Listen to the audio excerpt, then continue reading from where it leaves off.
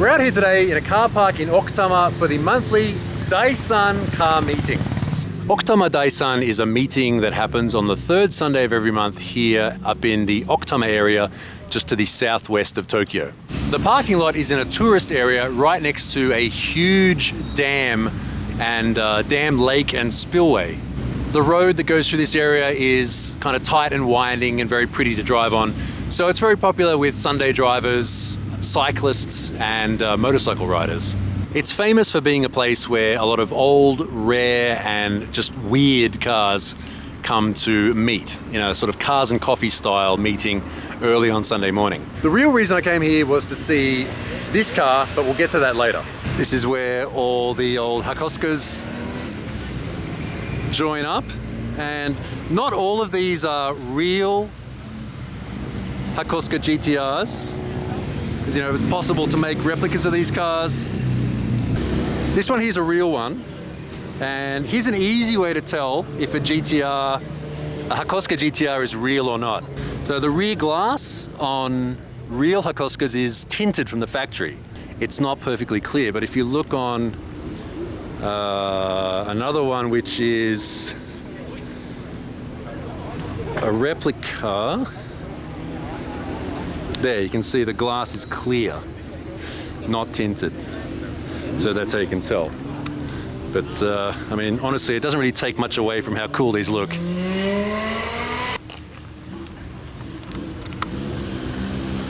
.45mm Webers. We've got the full tubular exhaust manifold. And look, this is the era we're looking at here. You know, you still have the firing order and the old school oil cap. All right, they're getting into a bit of a show-off competition now. And this one has like Potenza semi-slicks on it too.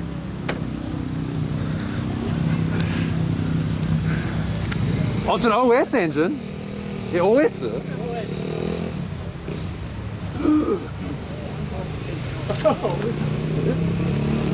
Good. This is over 400 horsepower, NA.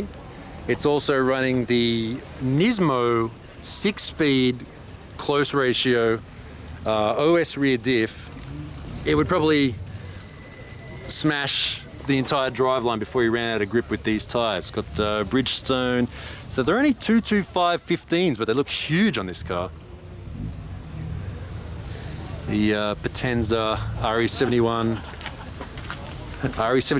RS, so they're the good ones. Wow. This is supercar money right here. And triple Webers. Man, I really would like to learn more about the old Nissans. But I don't know, looking at them is still pretty good.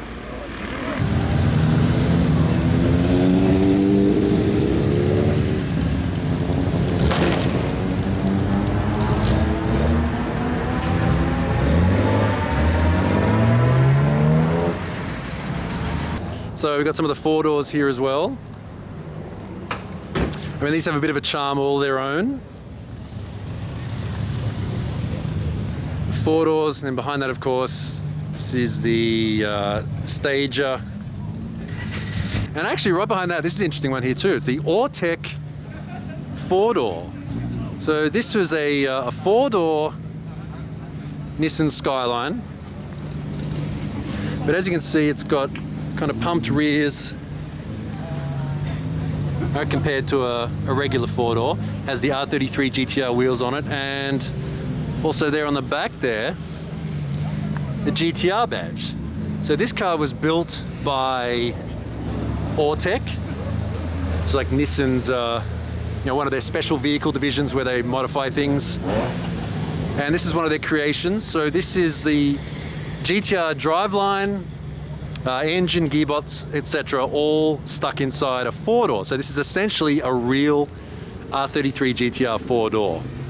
All right, nice R32 GTR next to that. We passed quite a few of those on the way up here. And this four-door done up a bit more of the, you know, street style, street race style, like the old GT cars. I like this side exit exhaust.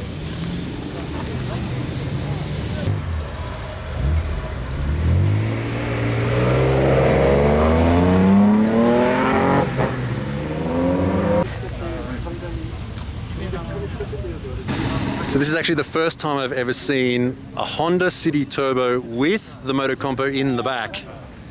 So this is how the Motocompos were meant to look in the back of a Honda City. This is how they were designed to fit just right in the back. So you could drive your already small Honda City somewhere and then drive an even smaller bike.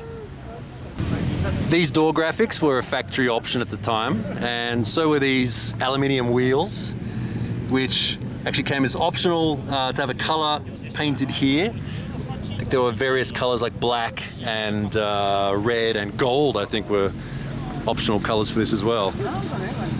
And I actually fit, and one of the best parts about this car are the digital meters.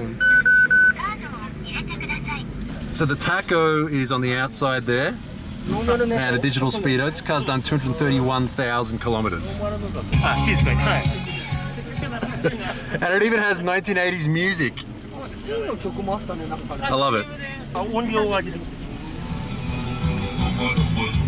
Apparently this is the theme song, city commercial theme song. There you go. I'm gonna get copyright strikes, I better turn it off. ターボはこの下、はいですね。で PGM-FI で初めてのホンダのインジェクションの一番初め。プログラミッドフュエルインジェクション。Oh, okay. So this is Honda's first fuel injection system.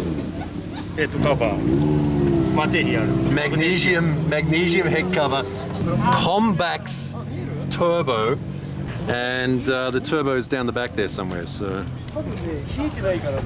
じゃあインタークーラーついてない？ない。でこの次のブルドッグ、ターボ2ブルドッグってシティで初めてインタークーラーがついてる。Ah, okay. So the City 2 Turbo Bulldog had an intercooler, but this is no intercooler.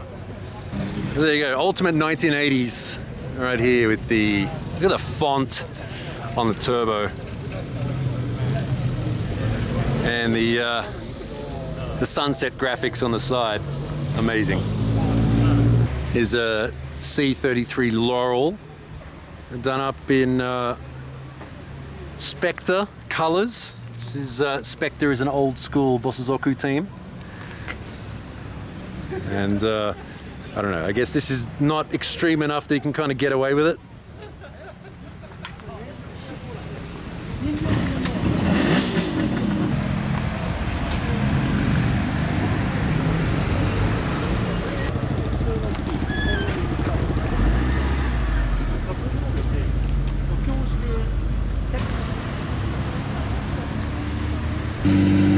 See, one good thing in Japan is, if you don't know what kind of car it is, they generally tell you.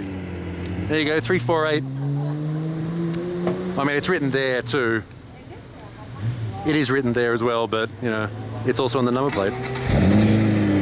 One thing I really like about these meets, where it's mostly just private owners, you know, and they're street registered cars, is that a lot of these cars are kind of stuck in time. They kind of look, you know, the way they did maybe, you know, 10 years ago, 20 years ago. You know, the owners have kind of chosen a look for their car and just kind of stuck with it. Here's a Tommy Mäkinen Evo, unfortunately missing the graphics, and it looks like it's been resprayed as well. Yeah, I think white graphics and red paint do not handle weather very well, do they? You can see most of the people here are just out in their regular, you know, cruiser cars, out for a nice weekend, like in that Honda 660.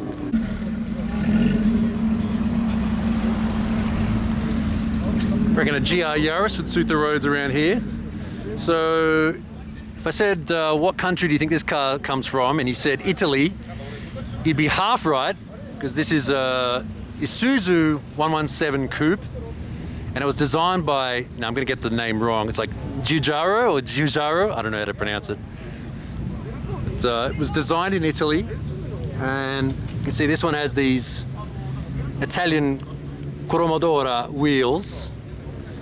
And one interesting thing about these wheels is that, can you see how the center hub section is further out than the rim? This is actually illegal now. You can't register cars with that fixed piece. It has to be like a detachable part now. So I think you might have to change these for inspection. And here we have a very nice old 1967 Toyopet. I can't really say this word right now, otherwise YouTube might get angry at me. But you know what this word is, right? The owner told me that recently he's been getting spare parts for this car from Australia, from Hungary, from all sorts of places. Apparently the hubcaps are replicas from Australia. And he said he's been having to learn how to search on eBay in English to get parts for his Japanese car overseas.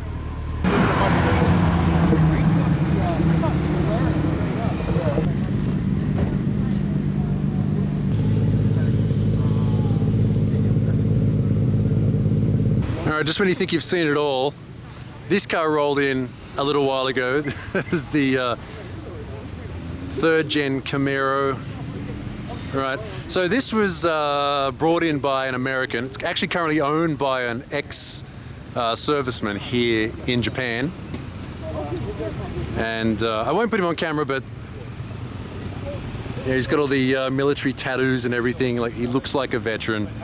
And he came in driving this, which is, you know, like I always say about Japan, one of the coolest things about here is no matter what car culture you're into, you can find it somewhere here. Oh, okay.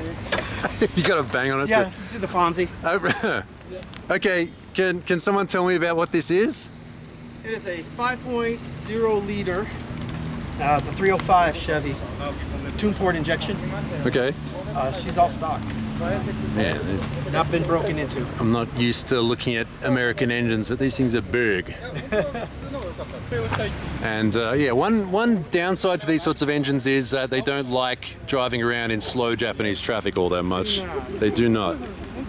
So if you're going to be driving one of these around, probably going to leave pretty early, so there's no traffic.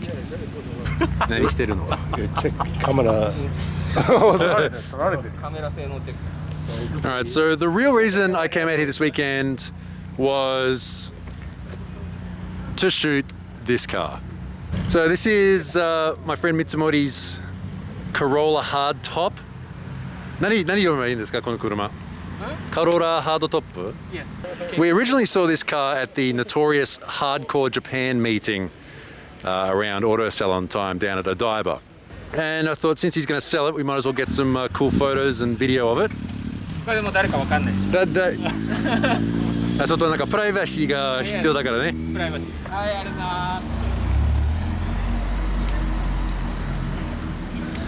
The lady driving that car likes this car apparently. So I know I took some photos a while back, but today I decided to bring out Josh Taylor, the photographer. So Josh works in PR and he also takes photos, as you can see from these photos on his Instagram. Pretty cool. And he said a while ago he wouldn't mind shooting some cars, so I thought this was a good opportunity to come out.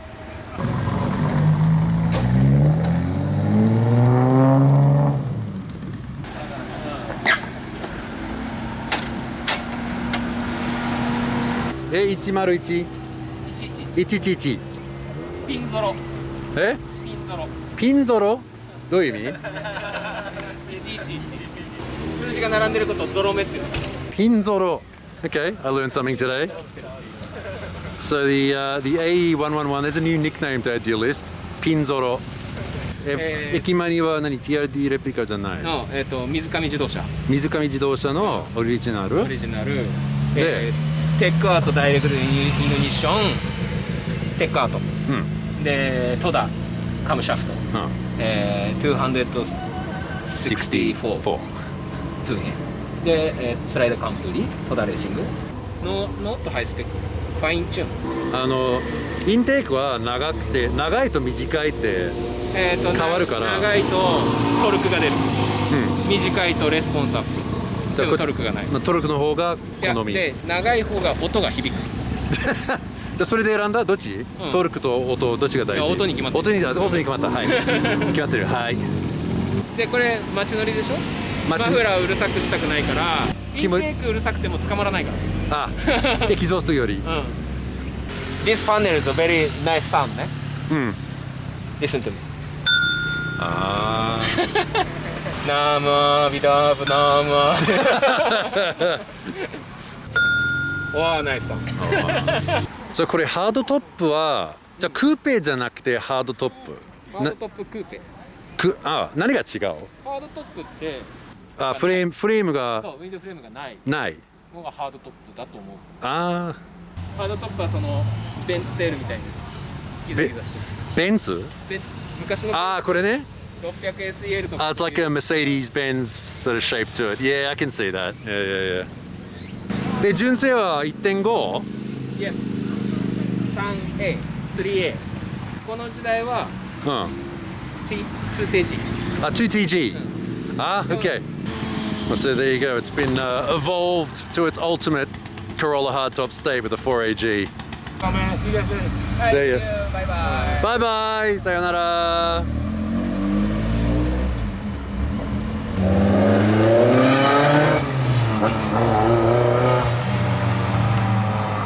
All right, he's gone. Let's watch the beauty reel.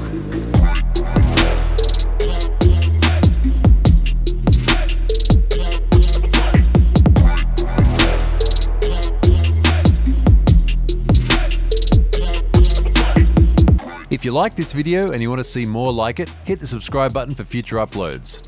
Here's some more videos for you to watch as well, and as always, thanks for watching. See you next time.